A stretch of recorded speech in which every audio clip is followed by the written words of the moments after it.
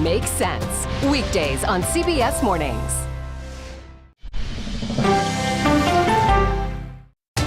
People from every corner of America facing challenges. Everyone is just looking for some type of connection. Just raise your hand and say, hey, I'd like to help. Coming together to find solutions. We are going to do something about it. Their stories are our stories. Welcome to Eye on America. Stream now on the free CBS News app.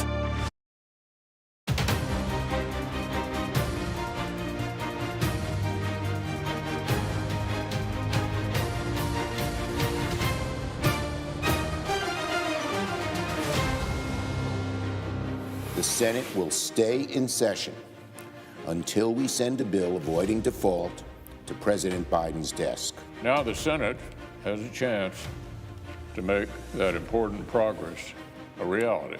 I'm running for president because I think American decline is not inevitable. You should vote against it. It'll take me 6 months to have it totally the way it was. Hello, I'm Robert Costa in Washington. Welcome to America Decides. The Senate is racing right now to pass the debt limit deal approved by the House last night. Majority Leader Chuck Schumer warned against some senators pushing to change the agreement, saying there's no reason to bring this process down to the wire. Multiple Republican senators claim they will vote against the bill. Treasury Secretary Janet Yellen estimates the U.S. could default as soon as Monday if the debt limit is not raised. For more on this story, Nancy Cordes and Scott McFarland join us now. Nancy is CBS News' chief White House correspondent, and Scott is a CBS News congressional correspondent. Scott, let's begin with you. You have been talking to lawmakers all day. What do you know? It's become quite clear. Speaking with senators, it's a matter of when, not if, this debt ceiling bill passes the U.S. Senate and moves to the president for his signature, and it could happen before midnight tonight. That's the reality. There are any number of senators with objections to this who'd like to see the bill changed, but there's a realization. There's not the time nor the political bandwidth to make changes, get it back to the House, then get it to the president. That reality is sunk in, and even the biggest critics of this bill are saying as much. They know they can't amend it, even though they'd like to. Take a listen to a few Republicans and one Democrat who are seeking changes to the compromise. Does anybody seem like they might hold this up past Monday or to Monday? Any of your colleagues who might tie this up? It really is all dependent on whether Democrats will allow amendments. If they allow amendments, I think it'll all come together. What do you make of the amendments to the debt ceiling? I'm for that, and I've got one of them that's going to get scheduled unless the whole thing would blow up. So I think we got to start doing this, because if we don't, we're going to have this repeat itself. They'll announce the process at some point, and, hopefully my amendment is on there. If not, I'm going to go to the floor and try to get it added in. What kind of changes would senators like to make, Bob? Senator Kaine, for example, the Democrat from Virginia, wants that Mountain Valley Pipeline expansion or acceleration pulled out of the debt ceiling bill, saying it impacts his state and shouldn't be in there. The other senators, including Senators Paul and Braun, from whom you just heard, want to see larger spending cuts, far more significant than included in this compromise.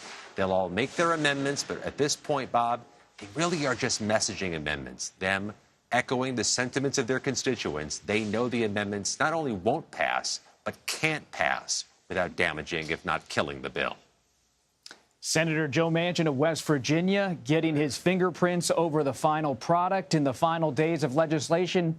Nancy, this sounds like a refrain during the Biden administration, during these big political moments. You have been speaking to one of many top Biden advisors, including Gene Sperling, one of the president's top economic advisors. Let's hear part of that. Of course, we expect different, a handful of senators to have major issues. But I think in the end of the day, people know that June 5th, which is Monday, is the date that we could be at risk of the first default in the history of our country. And I think that in the end, Majority Leader Schumer and I would assume Minority Leader McConnell will make sure that this vote happens. Nancy, Senator Bernie Sanders of Vermont, though, is saying he's going to oppose the measure. Are there any concerns inside the White House right now that this could fall apart on the Democratic side, at least in terms of the whip count? They don't appear to be concerned, Bob, that there not going to have the votes at the end of the day. What they've been watching with a little bit of concern are all the senators that Scott just interviewed saying that they'd like to add this to the bill, they'd like to amend that, because if even one of those amendments were to pass, then the bill would get changed and it would have to go back to the House again. And a lot of those House members who voted for the bill last night, they've gotten out of town for the weekend. And as we know, time is of the essence. But there's another concern, which is that if senators don't get a vote on their pet amendments, that any single one of them could filibuster and hold up the process. And as you have pointed out, the deadline, the X date of June 5th is fast approaching. And so it's a delicate dance. Members of the president's staff have been reaching out all day, talking to various senators, trying to urge them to just wrap this up. And it still appears that they think that is what will happen at the end of the day, sooner rather than later. But we've seen hiccups before, and so they're not taking anything for granted. So urgency is the main argument. Both sides are hearing in this discussion. One of our colleagues, Major Garrett, for his program, The Takeout here on CBS News Streaming, sat down with Senator Cassidy of Louisiana, a Republican, earlier today. Let's take a listen. I'm still looking at it. It might be a bad deal, or it might be a choice of two bad deals. Now, we say in foreign policies that you choose the least bad option. That might be the end of the choice. But I am still actively looking at that. So it seems, Scott, from so many senators, from those you spoke to today on Capitol Hill to Major's conversation with the Louisiana Republican, they're saying this is bad, this is bad, this is bad, but I might vote for it. Of the criticisms we've heard, and we've heard quite a bit, Bob, over the past few weeks about this compromise or the negotiations themselves, the most spirited, potentially the most unbridled criticism came from Lindsey Graham, who's concerned about the spending levels for the military that he says are being locked in by this deal, leaving, he says, ill-equipped the war effort in Ukraine and other U.S. military priorities. Senator Cassidy seems to be echoing that there's concern about defense spending here. There is just this finite amount of leverage senators have before the final passage vote to maybe utilize their objections to try to get some type of informal agreement to revisit that later, to maybe look back at military spending levels at a future date outside of this bill, because June 5th, circled in red, metaphorically and literally, is right there. And we brought to other Republican senators this idea that maybe there still will be a parliamentary procedure employed to make changes happen, maybe force it back to the House quickly. And Senator Josh Hawley of Missouri, who's very much against this bill, says, nah, this thing's likely to get voted on tonight or tomorrow. Seems like a done deal. Nancy, we all follow the White House pool report by the minute. These are the summaries of the president's movements, his motorcade, where he is, what he's doing. An unusual one came across the wire earlier this afternoon, that President Biden fell. What's the White House's latest update on the president falling down during a commencement ceremony? What they have said to us multiple times at this point, Bob, is that he's fine. He's fine. He's fine. He's doing OK. In fact, the president himself jogged away from that fall as if to say, no harm done. He was standing on the stage at the U.S. Air Force Academy's commencement. He'd actually been on stage for a couple of hours. You see him there tripping and falling down as he was walking back to his seat after shaking the hands of about 900 Air Force graduates, the class of 2023. A U.S. Air Force official, a couple members of his Secret Service rushed to help him up, and you saw him point at something on the stage. What we were told later by Ben LeBold, his communications director, is that there was a sandbag on the stage. We were able to see it on the video that he may have tripped over. He didn't answer reporters' questions about it. This is obviously not the first time that he or any other president has been seen tripping or falling on camera. That's one of the downsides of being followed by cameras everywhere you go. In the case of this president, he is 80 years old, and Republicans have sought to make his age an issue in this election.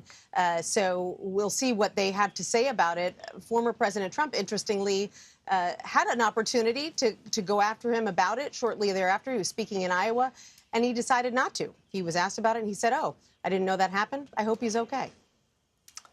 That's a professional response from the former president. I always remember, Nancy, hearing about from a friend of President Biden when he tripped one time going up to the steps of Air Force One, that he went into the plane after he tripped and was unhappy and frustrated because he knew that's all the press would be talking about for a few hours. But we're moving on with the news. Nancy Cordes and Scott McFarland, thank you so much. You're welcome. Ron DeSantis and President Donald Trump, the former president, are already trading barbs at each other on the campaign trail. We head to Iowa next for what it's all about. You're streaming America Decides.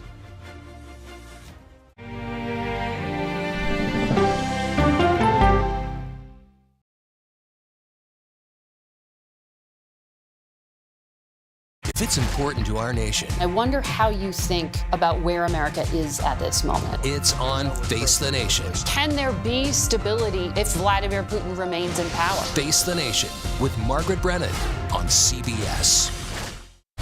America Decides, taking you inside American democracy. The most important stories on a day-to-day, hour-to-hour basis. You're going to hear a lot of reporting. It is clearly a pivotal moment. Gun control, the economy, education. Both sides of the political aisle fight it out for power. Bringing you the analysis that you need. Thoughtfully, with context. Be part of the conversation. On CBS News Streaming. Welcome to America Decides.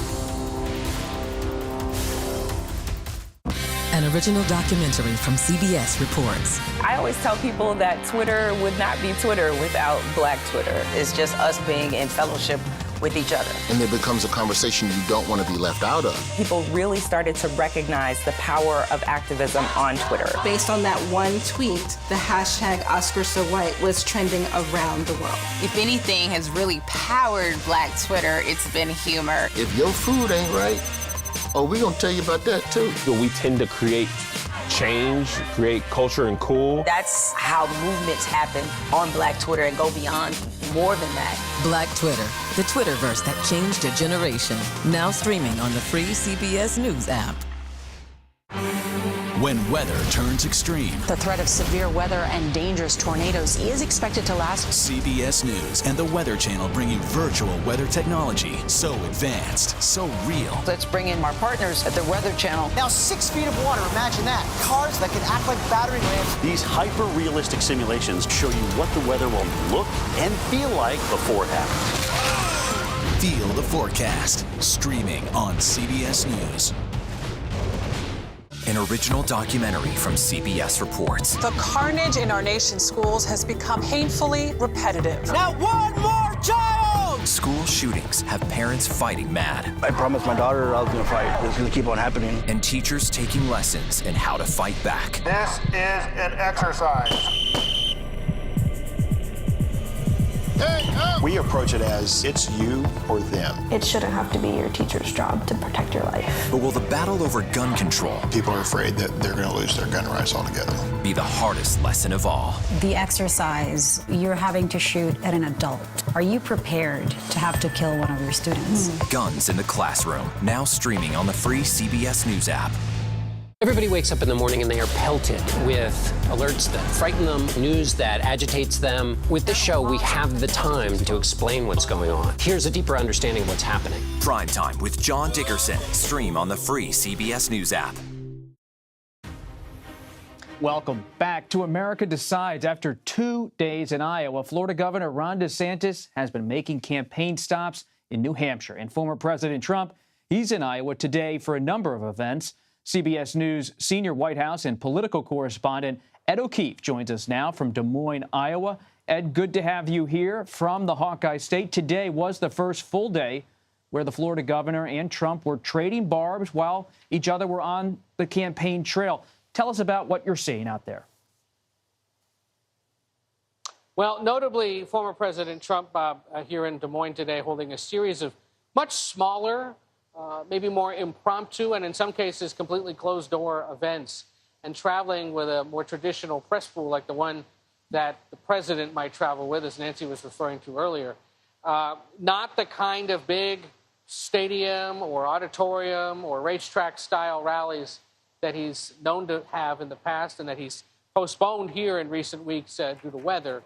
Instead, meeting with a group of conservative activists, ministers, other active Republican Party members, knowing that if you can reach the local influencers, eventually you can convince them to convince their friends and neighbors and associates to come out and caucus for you.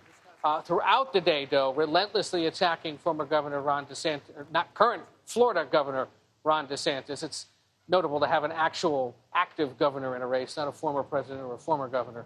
And he continues to go after DeSantis on how he handled COVID, his vow to totally revamp Washington over the course of 8 years, suggesting, I don't need 8 years, I just need 6 months. Ron DeSantis turns around and says, well, if it was so easy, why didn't you do it over the course of 4 years? You can see where this is headed. But what it signals is the former president is paying extra close attention to what DeSantis is up to.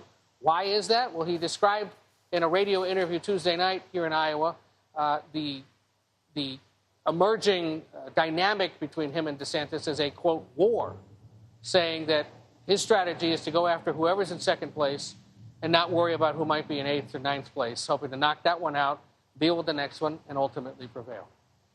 Ed, tell us more about the details of the back and forth. Well, we have some of this to show people. What we've noticed is the former president, again, seizing on some of the rhetorical details that DeSantis has been sharing. Well, DeSantis turns around and questions things like the former president's electability or his record over the 4 years he was president. Take a listen.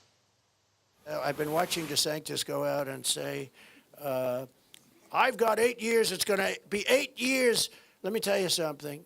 Right there, you should vote against him. It'll take me 6 months to have it totally the way it was. We'll have it fast. So DeSantis, again, campaigning today in New Hampshire, making 4 stops with his wife, Casey, and also not overtly talking about the former president during his scripted remarks, but brings it up sort of obliquely or indirectly and under questioning by reporters. But here's a sample of what he said. Leadership is also not entertainment. It's not about building a brand. It's not about virtue signaling. It is about producing results for the people that you represent. That obviously a reference to the former reality TV star. But you get a sense, Bob, of where this is headed. It's questions of style, questions of rhetoric, questions of priorities, questions of leadership ability. And while the former president may be driving it harder, DeSantis is definitely exhibiting a willingness to engage when attacked. And I really would love your reporter's assessment from being on the ground there. You know, back in 2016, Trump didn't win Iowa. Ted Cruz wins Iowa, the Texas senator. Nope. So, right. So you wonder, Ed, do the DeSantis people, do the other advisors to other contenders, do they say to themselves, there is a path here against Trump with a traditional Republican coalition, evangelical voters? Is that model of Huckabee, of Santorum, of Ted Cruz, is that still a playbook being employed? And how are voters reacting to that sort of pitch?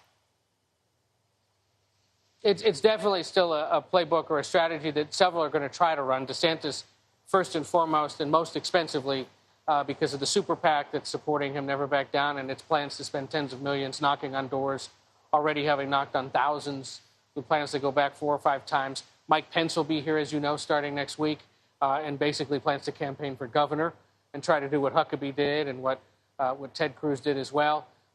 Tim Scott would make a play for those more traditional evangelical, socially conservative voters. His whole faith and freedom focus is something that's quite appealing. Talked to a voter a little while ago over lunch who said, look, you know, Trump, if it's him, ultimately fine. But there's a lot of stuff that's there with him that we just don't need anymore. DeSantis, yeah, he's done good stuff as Florida governor. Nikki Haley said some good things. Tim Scott, love what he's saying. So clearly they're starting to think about it. They know they've got options. They know perhaps the default option, or the if it's him, so be it option, is Trump. But if somebody else can convince enough people around here, yeah, they could very easily prevail. But of course, winning the Iowa caucus, as Ted Cruz will tell you, as Mike Huckabee will tell you, as Rick Santorum will tell you, does not mean you win the nomination. And that's where the DeSantis guys go, we have the money now, between a campaign and a super PAC, to make it into New Hampshire, to make it into South Carolina, and the dozen or so Super Tuesday states yet to come. The other guys, at least so far, haven't been able to demonstrate an ability to plan ahead that far. Ed, when you said Pence might be running for governor, essentially, of Iowa, it reminded me of what a source told me the other day, that Pence is looking at real estate in Des Moines. I said, are you serious? They said no, but He's all but looking at real estate. In Des Moines, Ed O'Keefe on the ground in Des Moines. Thank you. And all eyes are on the Senate now as they race to pass this debt ceiling deal. Will it hold together? We'll look next at the bill's fate, which already has opposition from both Democrats and Republicans. You're streaming America Decides.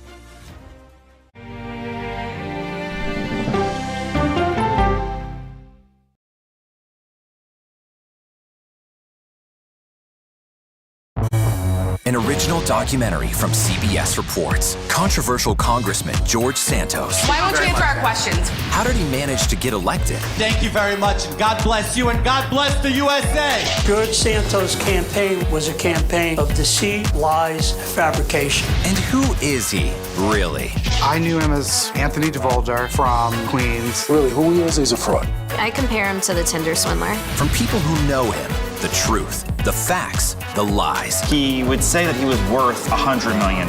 It's an incredibly cynical episode in American politics, beyond satire. Had you ever seen anything like this? No, and I hope I never see it again. Campaign of Deceit, now streaming on the free CBS News app. She dazzled on the court and off the court as a businesswoman. Thank you for joining us on Person to Person. Tennis superstar and entrepreneur Serena Williams.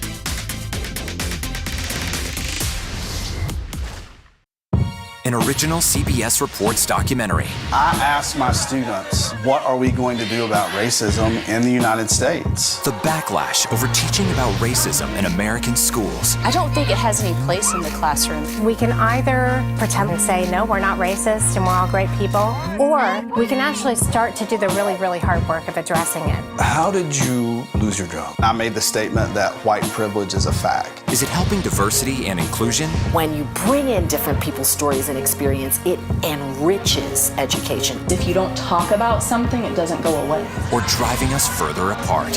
What schools are doing to our children in the name of anti-racism is in fact teaching them racism. The intention is to put us in this war against each other. An original CBS Reports documentary, streaming now.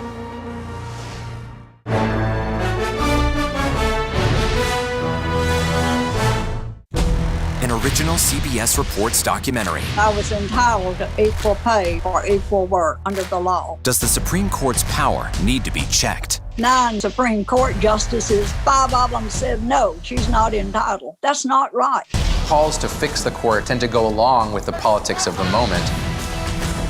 Republican-appointed justices have all tended to go in one direction, with the Democratic-appointed justices tending to go in another.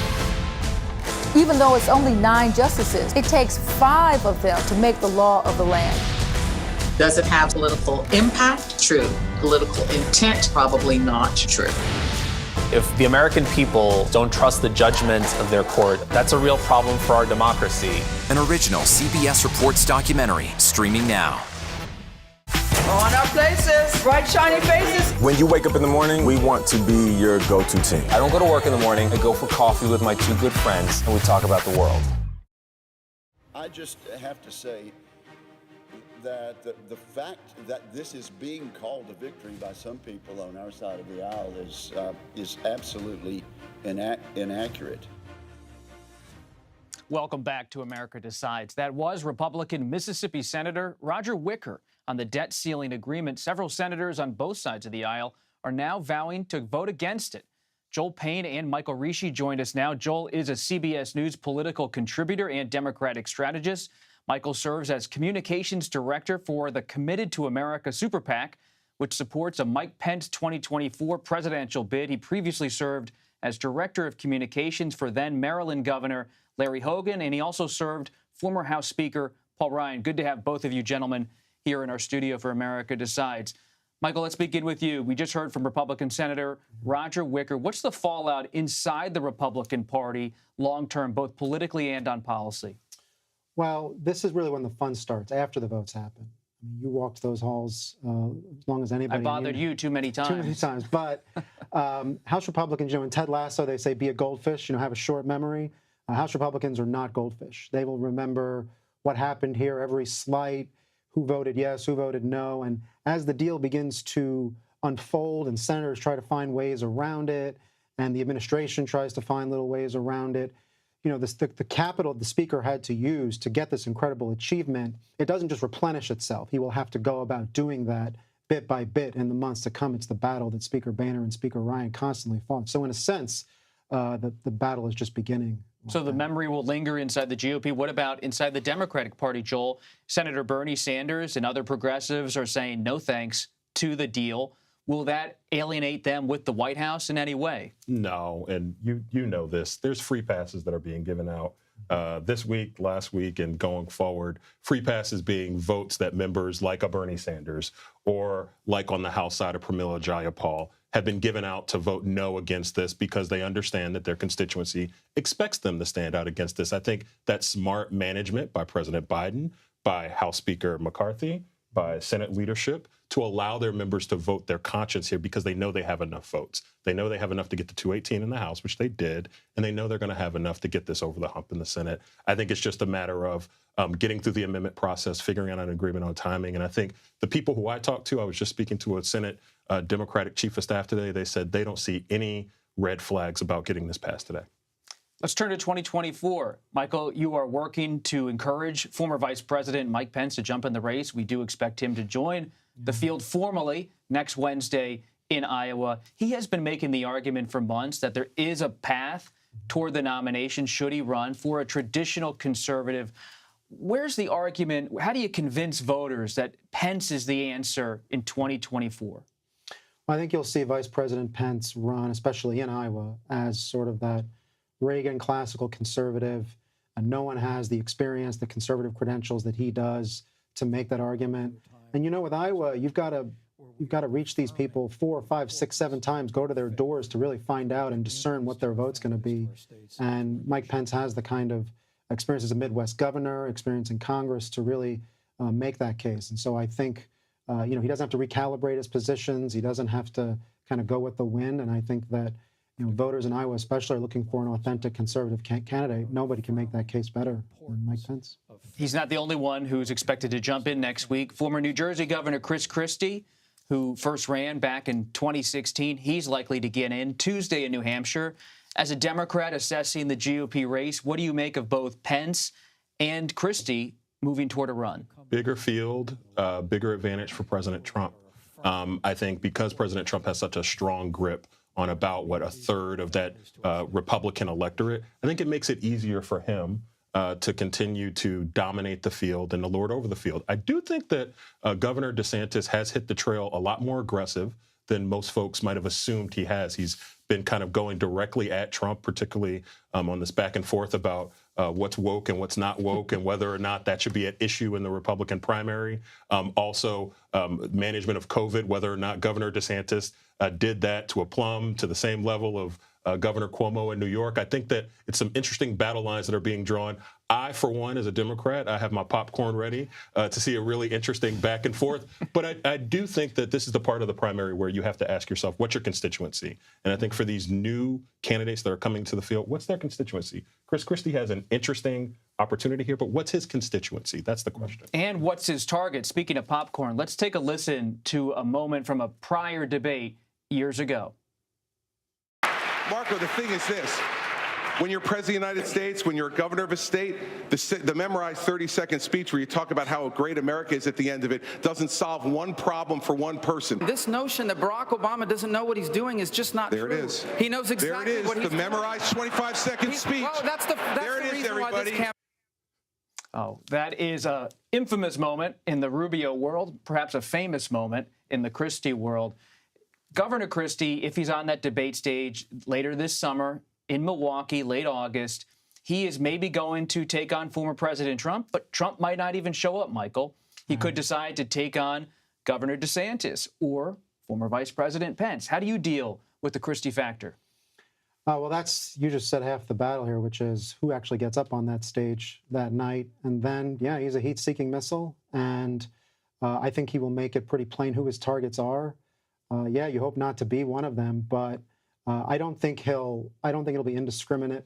I think he will have a plan.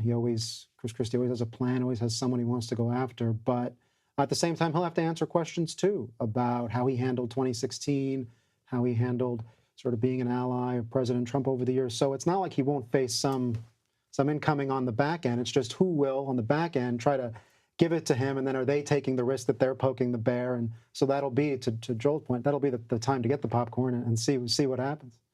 If it ends up being Trump, we're pretty clear about how the Democrats would run against the former president in a general election. But suppose it's one of the other contenders. How are Democrats preparing for a non-Trump world? I think there was a time maybe a year ago where the Biden world, the apparatus around President Biden, would have been concerned or a little bit more concerned about a Ron DeSantis or even like a Nikki Haley. But because of how the issues are setting up on the Republican side, how Republicans are being forced to run to the right of MAGA on abortion, on some of these cultural issues like transgender issues, I think that sets up President Biden to run a pretty effective general election campaign against any of these Republicans. I've been teasing out a theory to a couple of my friends in Democratic politics. President Biden has shown himself to be kind of the best difficult circumstance president that we've seen in a while. He's governed in some really tough circumstances, and he can campaign, I think, in some tough circumstances because I think he's welcome at any dinner table in America. Can every Republican say that? That's the question they have to ask themselves when they're trying to figure out who their general election candidate is. We'll have to leave it there. Joel Payne, Michael Rishi, thanks so much for swinging by America Decides. Thank you. That does it for today. Thanks for joining us. You're streaming CBS News.